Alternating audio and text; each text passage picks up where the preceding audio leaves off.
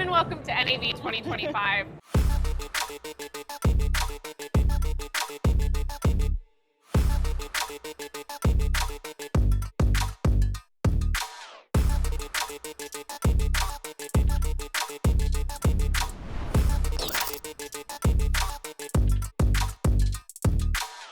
Hi everybody, welcome back to the League of Filmmakers show at the League of Filmmakers booth at NAB 2025.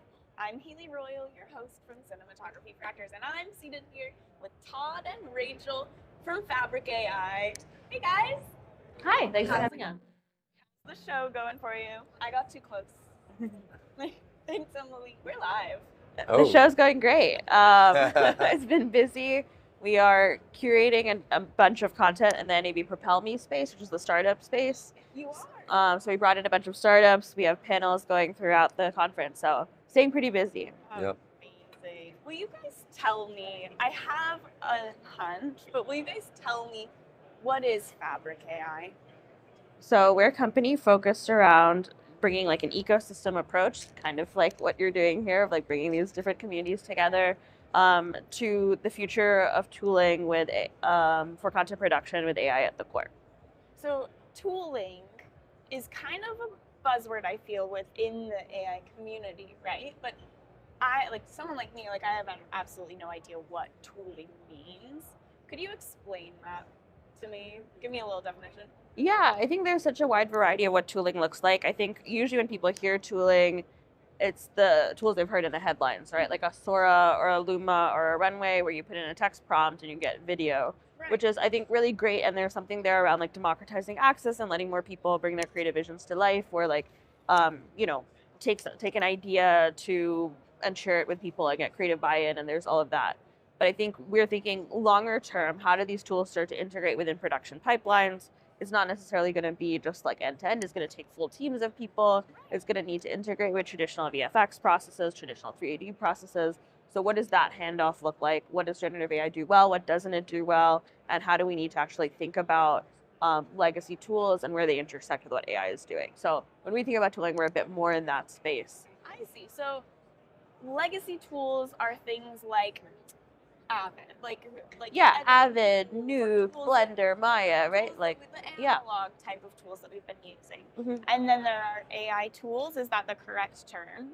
Yeah, I mean, the language is always shifting, so I think like anything goes.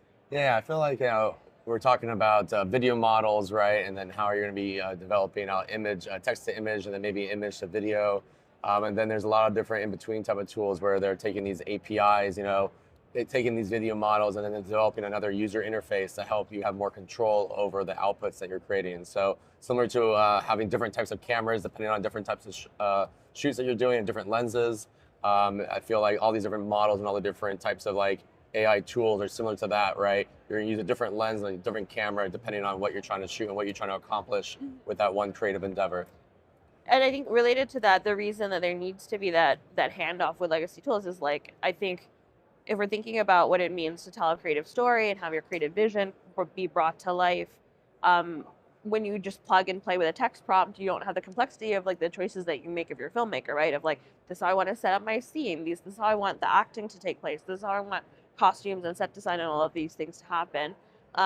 So a lot of these other tools that are kind of bridging the gap are okay, how do I maybe set up a scene in Blender and gray box it to show how I want everything to be spread out, but then the texturing and the shading and the rendering is done with AI, so then I can shorten my timeline for a personal project, right? So there's all these kind of areas where the handoff is happening between the legacy tools and these emerging tools. And you said gray boxing? Yes. What does that mean?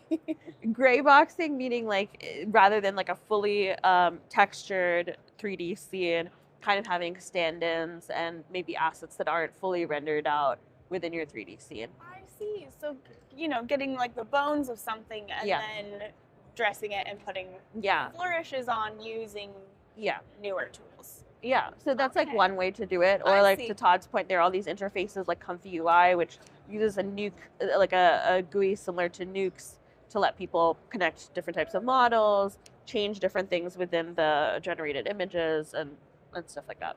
I mean, a lot of it's being used in pre-production right now. So understanding how to block a scene and developing like a pre-visualization, right, before you even go into a set.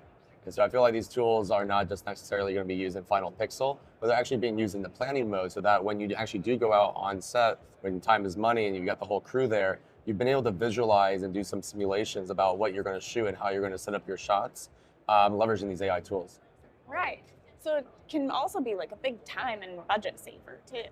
Yeah, I mean, the better plan, the more planning you do before you're on set, right, the better, hopefully the more efficient you are. Yeah. When you actually have, daylight to deal with, you're outside, or, again, you're paying for the crew to be there on set. So the more that you can get done beforehand, hopefully the less time is wasted, right?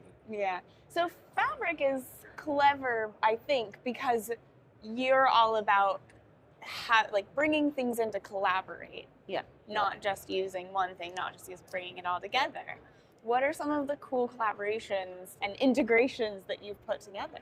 Yeah, so there's a lot of stuff we do that we can't talk about because it's NDA'd with clients, but usually those types of projects involve us helping more traditional large studios that are trying to figure out what these tools look like, what they mean, and educating them, helping them with their strategy overall, but also bringing in, for example, they'll bring in their traditional directors that are in their roster that they work with, and we'll help them with a project and be like, hey, here are the areas you can start to incorporate these tools, bring in those tools because we have good relationships with a number of the startups, right. Bring in creators that have these skills. It's often like VFX artists that have also added on skills with some of these AI tools, and we'll bring them into projects and basically bring the whole team and these new processes in and help the studios think through how these pipelines are evolving. We also do a lot of stuff that's very community oriented, and talk a little bit about that. Yeah, so through what we do, I mean, we do a lot of different competitions to help build communities. So whether it's like an AI filmmaking competition, like on Sunday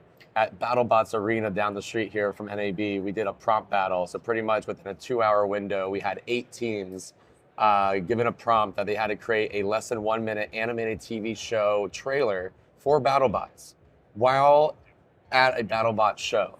So it was high intensity, it was crazy. But at the end, we had 6 of the 8 teams actually presented their short films, and we gave away some prizes. And so through that, it was like a fun, interactive way for people to just like see what was possible, what ideas are sparking, in the moment of an actual BattleBots fight. But then we do other types of filmmaking competitions that are a little bit longer form, like 48 hours or 3 weeks, where again we're setting up these opportunities in order to benchmark where the tools are today, and also give an opportunity for these filmmakers that are kind of new to these tools to really just see where the rubber meets the road, and really try to test them out. And then through competition, you kind of just you're what's it called? You're putting stress on people, right? Hopefully stress testing. You're stress testing everything, There you go. and hopefully the creative juices flow faster, right? Well, and I've learned recently that prompting is really a skill. When you earlier you said you bring the artists together, and I'm thinking people who can prompt, who know exactly what language they need to be giving. What are some of? Have you seen any just really terrible prompting that's caused a problem? I don't know if it's because of how the tools are designed, it's you're going to get something out of it that feels semi-legible. Yeah. I think there's terrible prompting, and then there's also ethical prompting, which is something we talk about of obviously when you think about these models, one of the challenges is there's some clean models which have been trained only on things that have been verified and that there are rights to it. So clean models. Yes. Okay. And so this is Adobe's Firefly, because it's Adobe licensed the data from people within their ecosystem, or Google's VO2 because Google had access to all the YouTube data according to their contracts. Yeah. Or Asteria and Moon Valley just released a new model called Mary. Can you say the dirty models? Are they called dirty models or dark models? What's the word? I don't think there's a word for the non-clean models. Clean. Well, I'm about to coin it. They're dirty models. But the models. Yeah, there's models that never did drugs, right? They're clean, Yeah. and then there's those. There's the burnout Yeah. models. And so there's ethical prompting as a thing. Yeah, and I think within that as well, one of the considerations is how much do you want to reference specific styles or specific directors, right?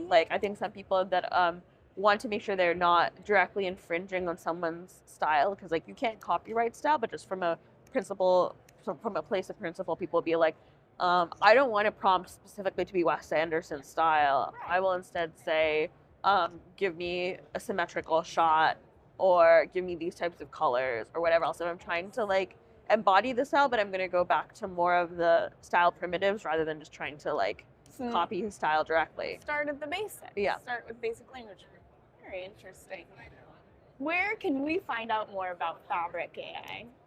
Go to our website, FBRC.ai. If you're in the LA area, we do a lot of events, so sign up for the newsletter to stay on top of it.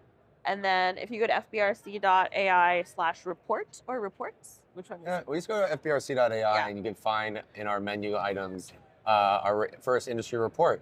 So we're tracking over 110 quote-unquote AI studios around the world.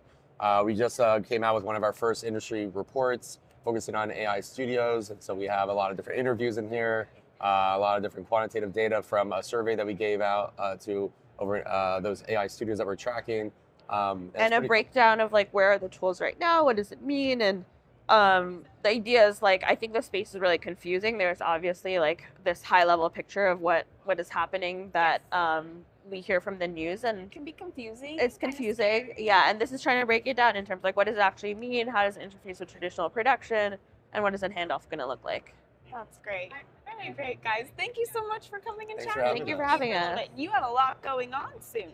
You're so busy. We got a whole startup showcase later today at 3 o'clock in the Propel Me section, and so 3 o'clock, Propel Me. yeah, come on by. Come by to West Hall. At 3 o'clock, come here, tune into the live stream to find out if you won something, and then go to Propel Yeah, Me. come here first.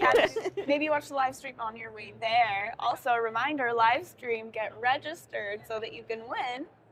And that's all. We'll see you soon. Thanks so much, guys. Thank you. Thank you. Bye.